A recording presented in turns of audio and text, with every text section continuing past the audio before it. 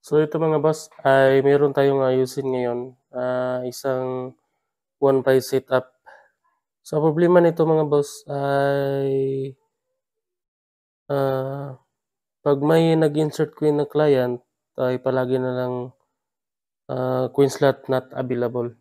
So ang nangyayari kasi nito boss ay yung ating node ay hindi na naka-bind doon sa ating Microtech.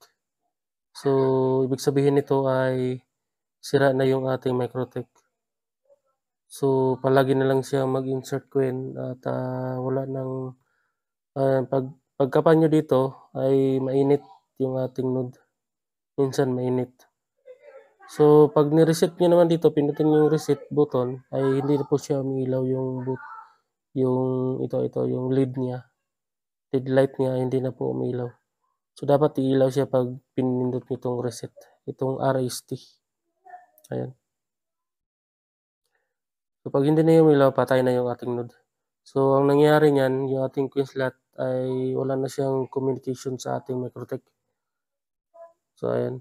Yung queen slot natin, palagi na mapapansin niyo 'pag sira na yung node, 'pag insert queen niyo ay lagi na lang umiilaw itong ating queen slot at saka dito sa ating sa ating node, ayan dapat, mamamatay yan pagtapos ng insert queen.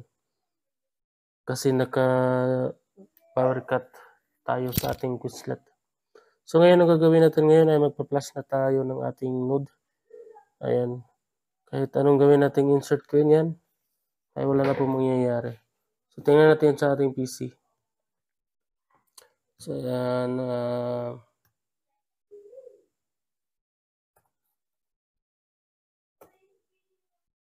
insert queen tayo. So, ang nangyayari, ganyan na lang po. Wala na po siyang, hindi na po at saka yung queen slot natin ay wala ng ilaw. So, namatay pa rin. So, wala na silang communication ng Microtech at saka itong node. So, ang gawin natin ngayon ay magpa-flash ng ating node. So, meron akong nabili dito. Ayan, meron akong isa dito. Ayan. So, papalitan natin. So, tanggalin ko muna. Ayan. So, pinalitan ko. Papalitan natin. So, ayan. So, ngayon, bago na yung ilagay ko. So, pag pinindot natin itong reset button ito. Ayan, yung reset. Pinindot natin yan. Ay ilaw yung ating, ayan. Makikita nyo. Ayan. Umiilaw siya. So, yun ang tamang, para makikita natin na okay yung ating node. So, punta tayo sa ating PC at mag-flash ng ating Microtech. Ayan yung ating node. Ito mga boss ay nandito na tayo sa ating PC. So, ngayon magda-download kayo ng bin file sa ating 1py. So, meron akong na-download dito. So, ayan, 1py file. Ayan. So, release 4.4 tayo, no? So, LANBIS yung ano natin. Setup. So, LANBIS tayo. So, ESP8622. So, kung wala pa kayong driver, dapat install nyo muna itong driver. Ito to. Install nyo muna. Install.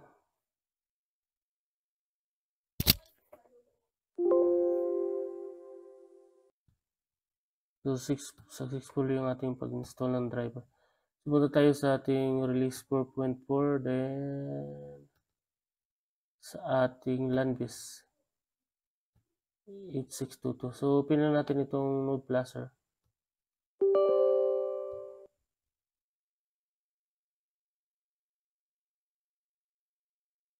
So, sa ngayon ay ayan, nakikita na yung ating COM port natin. So, nasa COM3 tayo. So, i-browse natin itong ating bin file. So dito sa bin file 1 tayo, no? Lanbis plus natin. So dito dapat naka-yes sa wipe all dito. Plus natin. So itong MAC address nito ay pwede na natin hindi kopyahin ito. Makikita naman yan sa ating Microtech. So pag wireless kayo, so dapat kopyahin nyo to.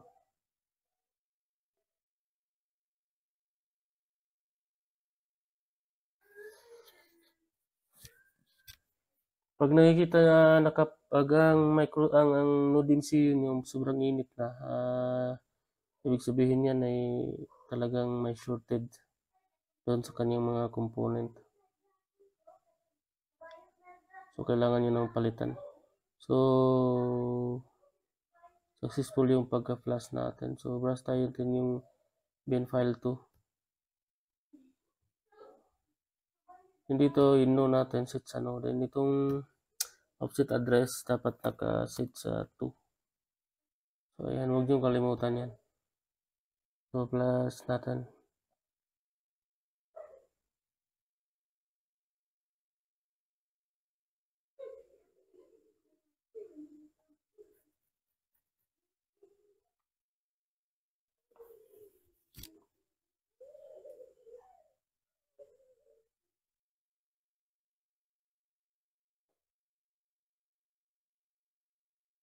So tapos na yung ating pag-plus. Close muna natin ito lahat.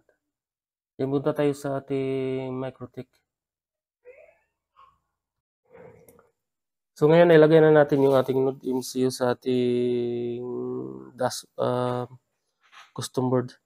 Then ipa-plug na natin. Lagyan natin power.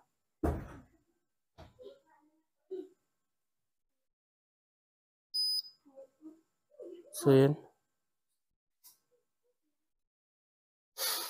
So ngayon kailangan na natin itong i-bind doon sa ating Microtech. So punta muna tayo sa ating PC. So ngayon ay open natin yung ating Winbox. So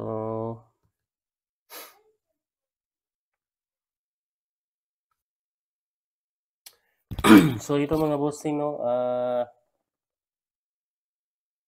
kailangan na naman nating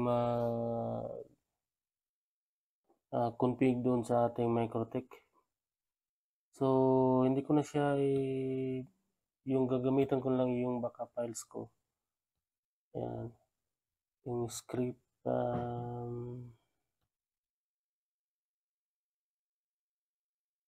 fix. So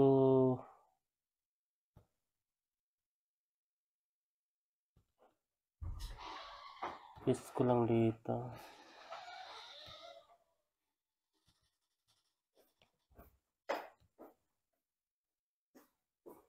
Punta tayo sa new terminal.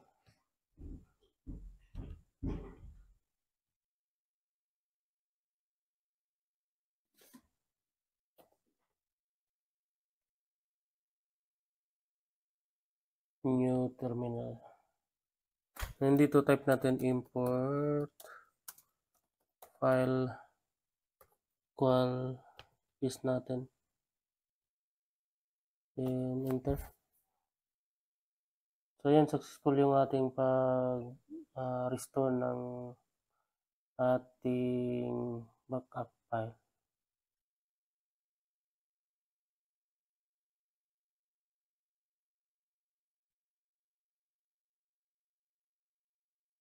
Tingnan natin yung ating interface. So ayan, okay na siya. So sunod kong gagawin ngayon ay diretso na tayo sa ating pag-bind dun sa ating node. Pupunta tayo sa ating IP, then DHCP server. Sa list tayo. So nakikita nyo wala pa dito yung ating node. So pindutin lang natin yung reset button dun sa ating node.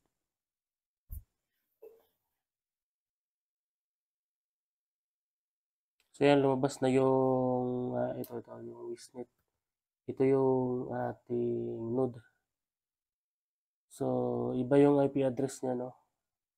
At saka yung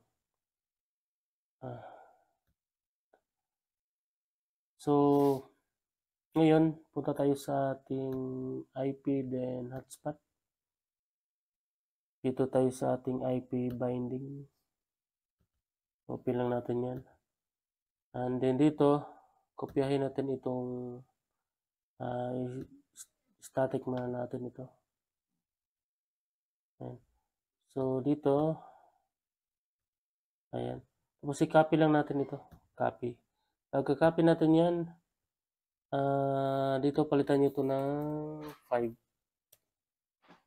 Tapos itong MAC address niya ay kopyahin natin. Ayan. Apply. So, yung ating Wishnet, ayan, ay naka-static at saka napalitan na natin ng IP address niya. Yung 10.0.0.5.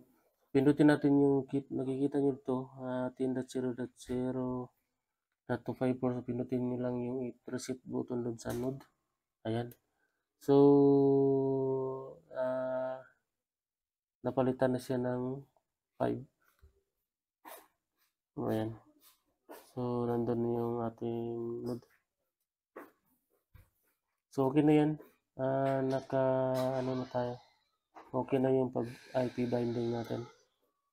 So, nakopy natin yung ating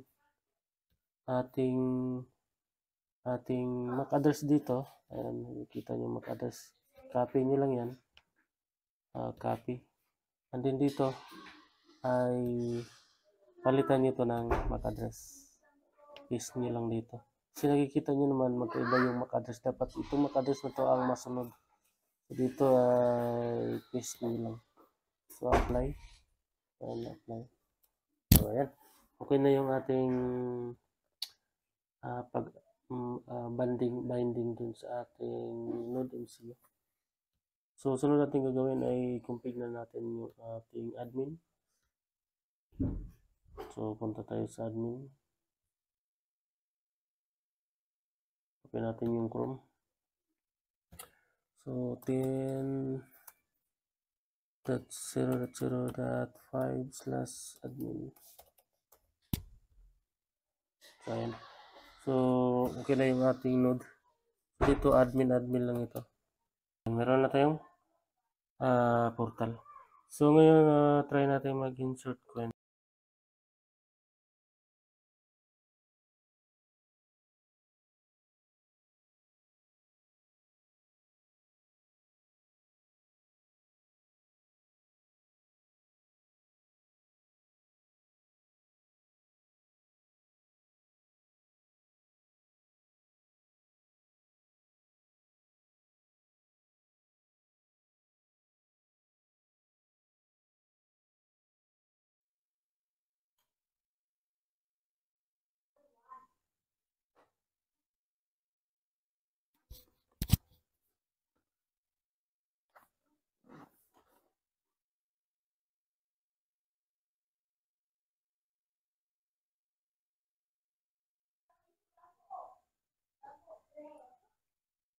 So, yan, pwede na siyang hulugan, no? So, tingin ko hanggang dito na lang yung ating tutorial at kung may comment kayo at may katanungan ay mag-comment kayo sa baba at susunod naman mga boss at salamat.